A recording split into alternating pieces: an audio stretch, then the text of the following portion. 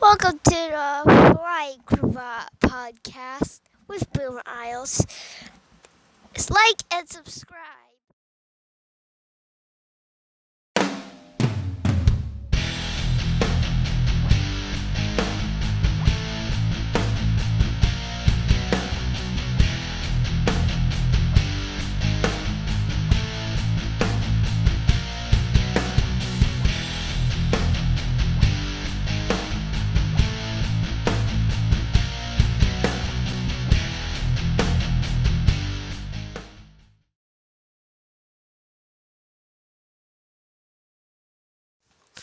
All right, everybody. Thank you so much for joining me again. I hope you enjoyed my review of Super Showdown.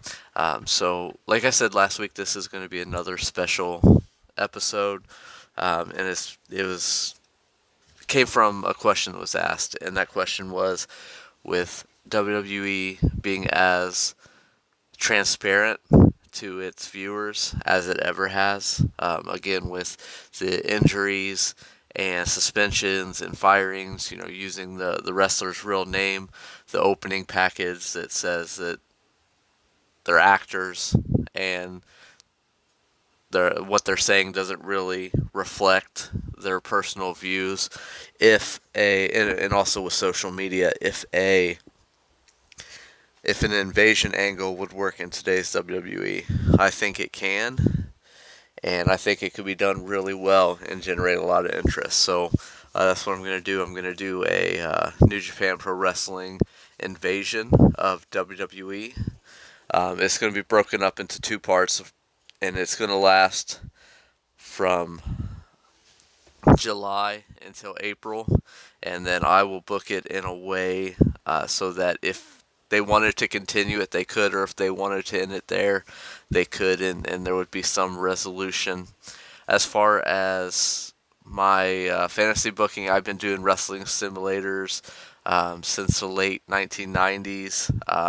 Adam Ryland's game, Total Extreme Warfare. I've had every version he's put out, and I've played it constantly. So I think I have some pretty good booking ideas, and so I'm going to start there. So when it was this idea was proposed to me over the summer, and that's when I really started thinking about it. So the way that I'm going to book it is from July, the very beginning of July, and again, it's going to run all the way through through WrestleMania. Obviously, some titles have changed hands since then, but I'm just going to book it as if it were happening today. So the first thing that I would do is I would have everyone involved sign a non-disclosure form. That way you don't have people going on podcasts, on RF video, and saying it's a work, nothing on social media. This is going to be presented completely as a shoot once it gets into the invasion aspect. So that's one small thing I would do. I don't want people talking about it. That it's a cooperative thing. So the way that I would actually start the entire angle off is just on the first Raw in July on the 2nd. Vince McMahon has a pre-recorded video, and it's basically him saying, as of this morning, we've entered into a partnership with New Japan Pro Wrestling, and this partnership we think is going to help us extend our global reach and also help New Japan as they try to establish a footprint in North America. So this partnership will allow their stars to appear on our programming, and our superstars. That's important. He calls New Japan wrestlers stars and WWE wrestlers superstars. Our superstars will appear on their programming, and to commemorate this new agreement, we are going to be having a pay-per-view full of exhibition matches between New Japan stars and WWE superstars. This will take place of Extreme Rules. However, this will not be on the network because this is such a special event. This will be a standard pay-per-view, $29.95. But I promise you, you don't want to miss any of these matches. So that kind of gets the ball rolling. And then another thing that I would do, in addition to the non-disclosure, is until the pay-per-view, I would not feature any New Japan wrestlers versus WWE wrestlers. You want people to anticipate that. So you're going to see New Japan wrestlers on Raw and SmackDown, but fighting other New Japan wrestlers because you want that anticipation of, one of the biggest problems with WWE is they want you to anticipate pay-per-view matches, but it's hard to when you see it 4 or 5 times before the pay-per-view. So we're not going to do that. We're going to keep them completely separate, except for when they're speaking and things like that. So on July 3rd on SmackDown the next night, just a recap of the announcement. On the following Raw, which would be July 9th, I would have Will Ospreay defeat Yoshihashi. Just, a standard 10-minute match, get the crowd up. Cedric Alexander comes out afterwards. He says that, he points to the cruiserweight title on his shoulder. He says, what this belt signifies is that I'm the best cruiserweight on 205 Live and in WWE. And a lot of people tell me that you're one of the best cruiserweights in the world. And, what kind of champion would I be if I didn't beat you to prove that I am the best in the world? So he challenges him for the pay-per-view, and they shake, and he accepts. On SmackDown the next night, July 10th, Omega sitting in the crowd. Cena sees him, and says, none of the matches are set in stone, but if it's possible, I would like to go up against you and find out where I stand. I think it would be a great challenge. All right, so on Raw, July 16th, I would have Evil and Sonata defeat Yano and Ishii. And after that, or later in the show, or however it would be done, the Bullet Club and the Club have a confrontation. They're just back. I envisioned, Finn, Carl Anderson, and Luke Gallows talking about how good the Bullet Club was, and then the Young Bucks and Marty Scurll, those guys talking about how great it is now, and things just kind of get heated and coming face to face. On SmackDown the very next week, or the very next day, July 17th, I would have Omega getting John Cena's face after a win. Cena puts out his hand saying, I respect you, and Omega saying, I don't respect anyone, and just, acting like the cocky heel that he can do very well. On July 23rd, this is a week before WWE versus New Japan Pro Wrestling, I would just have Michael Elgin. It was announced that he's going to fight Kevin Owens. So Owens is on commentary or sitting at ringside, and Elgin just destroys the local talent. Just 2 minutes, the local talent gets no offense in, and Elgin kind of points at Kevin Owens afterwards, and then there's also a hype package for the upcoming pay-per-view on SmackDown the 24th. Another hype package as well, detailing everything that's happened on Raw and SmackDown leading up. So then on July 29th, instead of Extreme Rules, we have WWE versus New Japan Pro Wrestling. So I'm going to run down the card and some things that are going to happen. So the first match, instead of starting off with the flippy stuff and getting the crowd going out of their minds right off the bat, I just start with two big guys who can both work, who can both move, going out there and putting on a solid match. I have Kevin Owens over Michael Elgin. Back and forth. I'd have Kevin Owens win with the pop-up power bomb. So WWE has one win. The next match, I would have Naito, Sonata, and Evil defeat Ricochet, Johnny Gargano, and Tyler Bate. I would have Naito defeat Tyler Bate. I'm sorry if I'm pronouncing that wrong. I don't watch a lot of New Japan as much as I used to. I still keep up with it, but definitely not well versed in it anymore. Um, just a standard win. Um, and then this is where things kind of get a little tense, and I'll explain it. So the third one, I would have Cedric Alexander defeat Will Ospreay, and um, Ospreay has Cedric on the ropes, and it looks like he's going to win the cruiserweight title. When I would just have Cedric Alexander do a quick roll up, hold the tights. He had a sheet to win, but it keeps the belt and in WWE, and afterwards, things get tense because this was supposed to be a straight up exhibition, like a friendly in soccer, and there shouldn't have been anything like that. So you can see like the New Japan officials scrambling backstage, and Vince, I'm sorry, I don't know what the hell the kid did. So that's like the first kind of tense thing.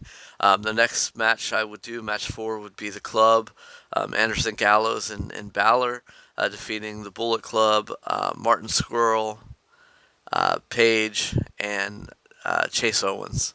The way I see it is Owens taking the pinfall.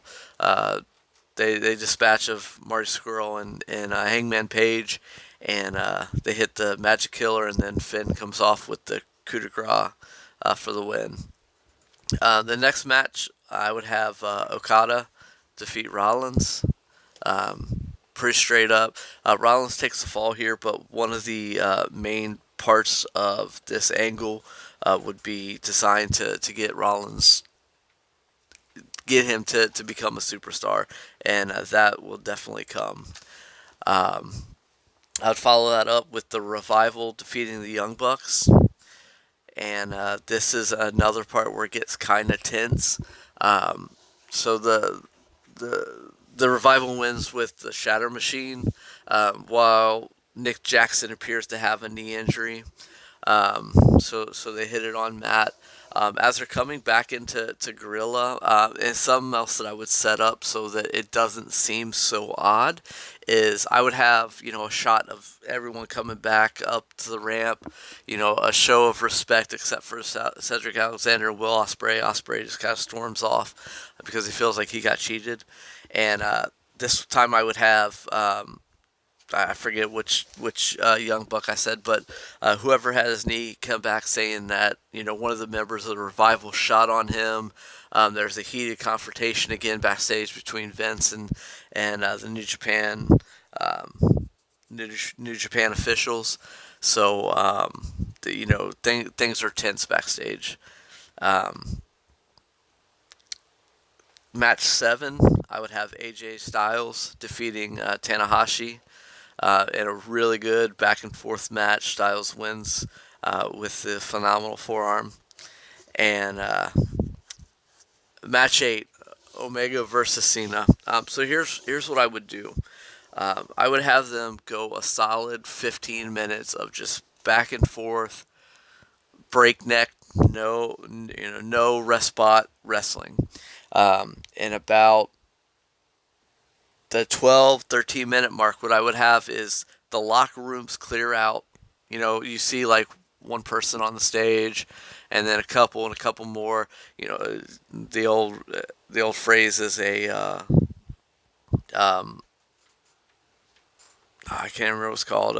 Just where all the wrestlers come out and they're watching, kind of divided down the line. WWE on one side, New Japan on the other, except for the Young Bucks and Will Ospreay. They're not out there, um, and so they're just watching the match. Kind of going back and forth about how great the match is, and then I would have Cena hit an attitude adjustment.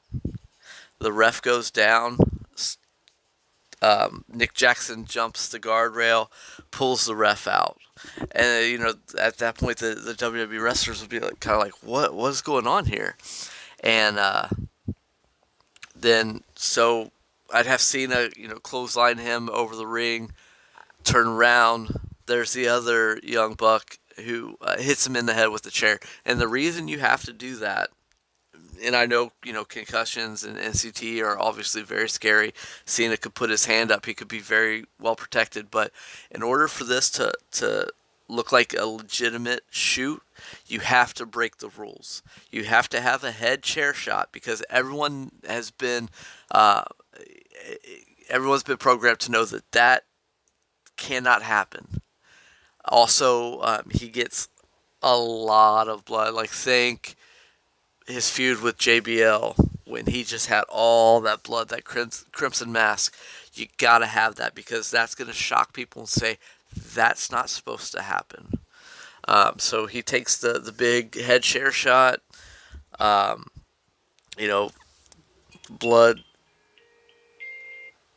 pouring out of his head, and then I would have.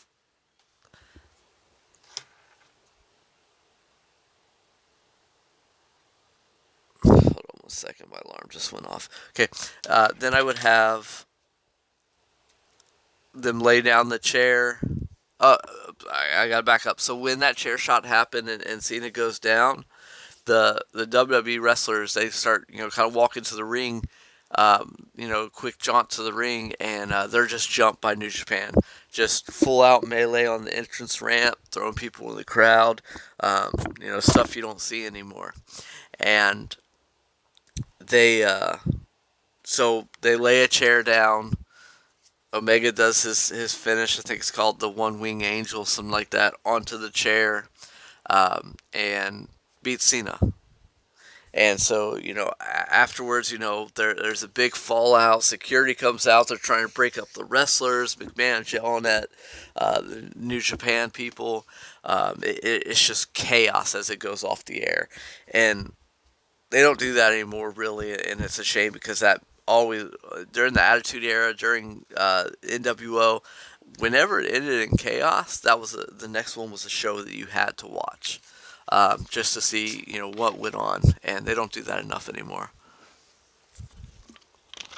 All right, so after WWE versus New Japan Pro Wrestling, I would start it off with another Vince McMahon announcement. He says, after the shocking events of last night, WWE has severed all ties with New Japan Pro Wrestling.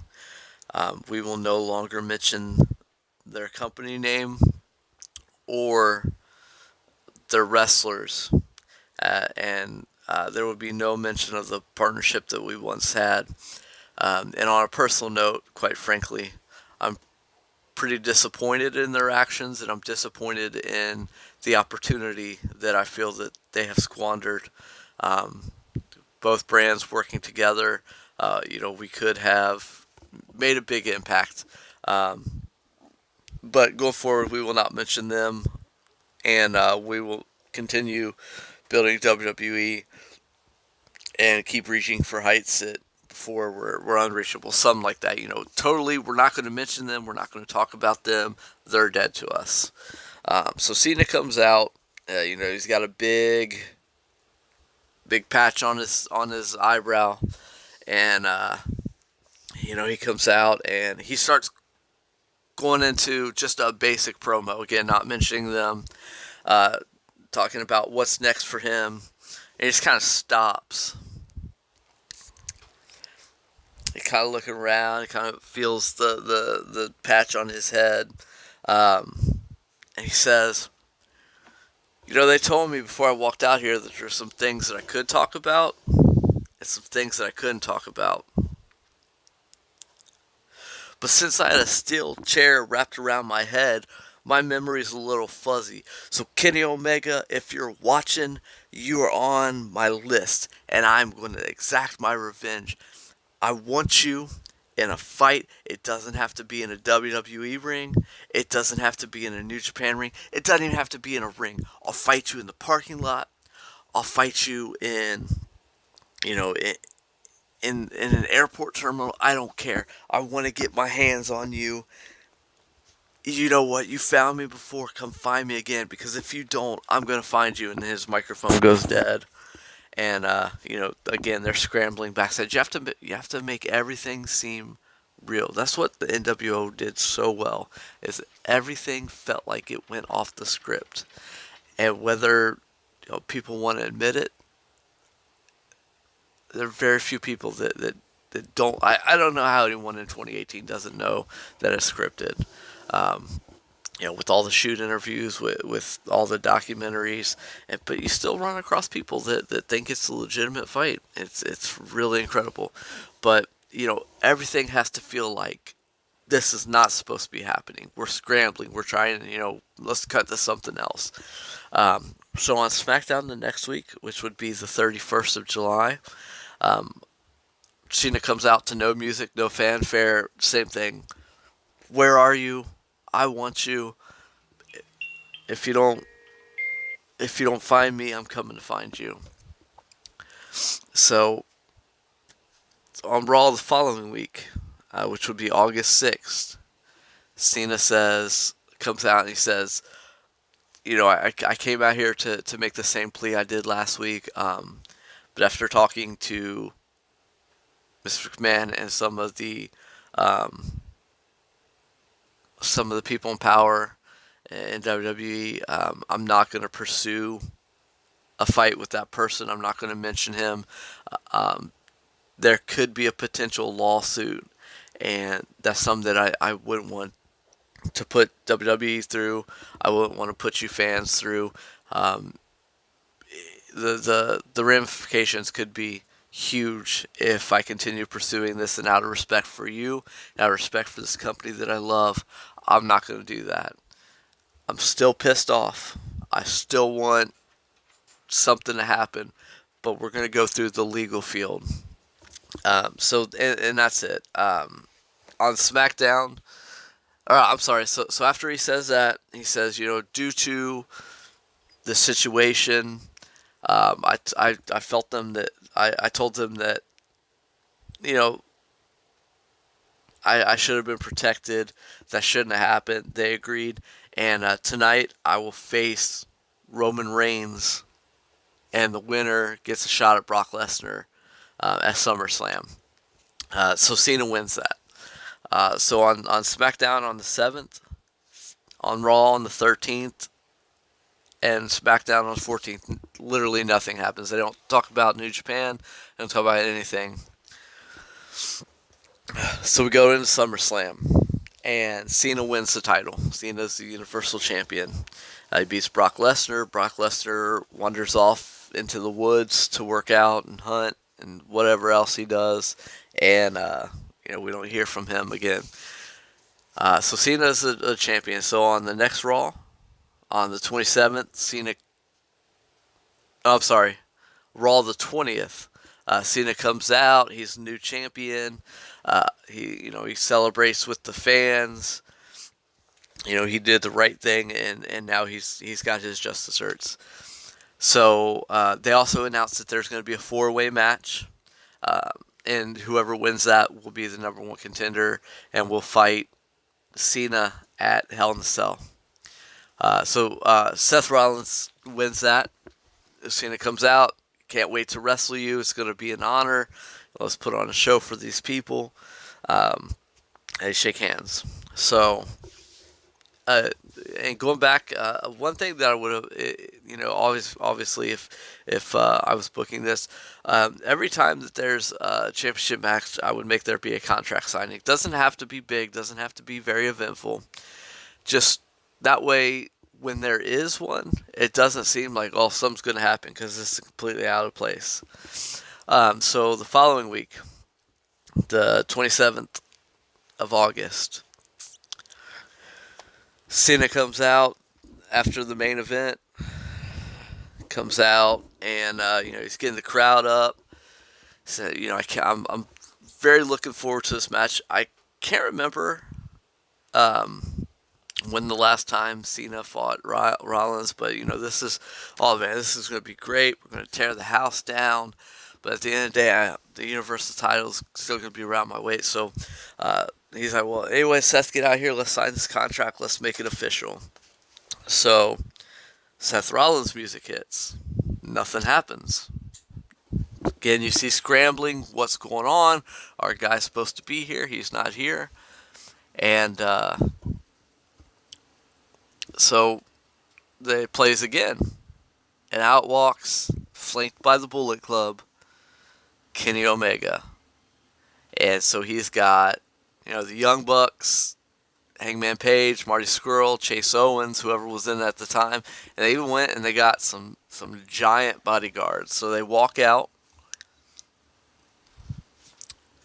There's no physical, no physicality between the security guards, because you have to think of it from a lawsuit stand, because that's where this looked like it was headed. It's going to go to litigation because of their actions. So the security tries to stop them. The security guards just kind of hold them at bay. Omega walks in the ring. He looks at Cena. He looks at the contract on the table. There's a pin laying on it. He signs his name. Throws the pin at Cena. Cena doesn't even think twice. He signs it. Omega spits on the contract. Cena throws the table, and it looks like they're about to get physical. Omega just shakes his head, and he rolls out. And not today. You gotta wait. You're gonna get me, but on my time. So that happens and then on the 28th on SmackDown, there's no mention of it because, again, this was going to be potential litigation. Now WWE scrambling to see what they have to do. So on Raw, on September 3rd, Vince says that Cena doesn't have to fight Omega. We can void that contract. There could be some ramifications, but we can void that. And Cena says he signed that. So now technically he has a one-day WWE contract, correct? And yeah, he signed it. He signed up for a match. He said, no, I'm going to fight him. I'm going to make an example of him. I'm going to make the WWE proud. I'm going to show them once and all that we're the superior brand. They're way down on the totem. We're high on the totem. And then, Rollins is kind of like, hey, what about me? He said, listen, you're going to get your shot. As soon as I beat him at Hell in a Cell, you get your shot. I promise you that. You're going to have a shot for the WWE Universe. Let's take care of this. Let's get him back to Japan. You're going to have your shot.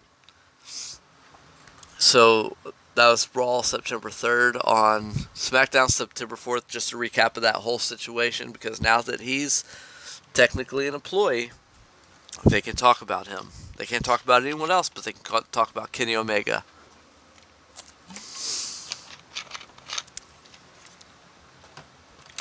So on Raw September 10th, nothing out of the ordinary happens. And then I would say have Cena and Rollins against Dolph Ziggler and Drew McIntyre as the main event. They win. They're walking up the stage, and then the Bullet Club jumps over the rails and go to town. They all get arrested by real cops. There's a police record, so you can look up, because again, this is supposed to be 100% real. And they get arrested. They get taken out. They're not supposed to be there. So then on September 11th, SmackDown, there's just a recap of what happened on Monday Raw.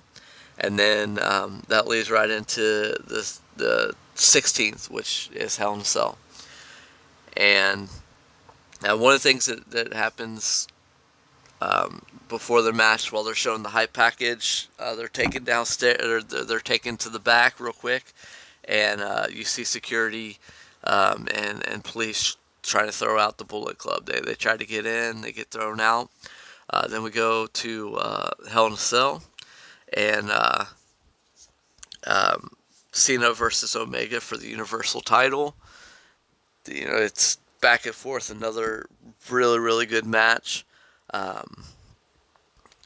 There's a point where you see the Hell in a Cell. It was above from a previous match, and so the Bullet Club somehow gets back in. You see, Paige and Skrull, and Owens.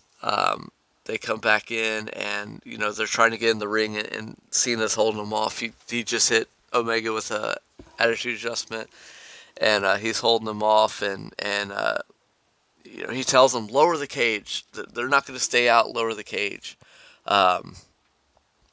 During the whole thing, while Cena, let's say, he knocks Cole and Skrull off the cage, and he gives Chase Owens the attitude adjustment. While that's going on, everyone's eyes there. Young Bucks roll under the ring. Cage lowers, and they come out of the ring. It's 3-on-1, and since this is let's say the ref's down. Ref took a bump. They did a ref bump. Ref's down. It's 3-on-1. Now they're inside the cell. You got guys coming out. They're trying to get in, and they can't. Seth Rollins, he comes up, climbs off, does the Rey Mysterio big crossbody off the top onto the Young Bucks to take them out. But they end up overpowering him, and they do the Meltzer driver on Cena, and then Omega hits his move again, and Omega wins. Omega is the WWE Universal Champion, and that's where we're going to cut off part 1. Part 2 will be coming. So as Hell in a Cell credits go off the air, Kenny Omega and the Young Bucks are in the ring, and Kenny Omega has the WWE Universal Championship.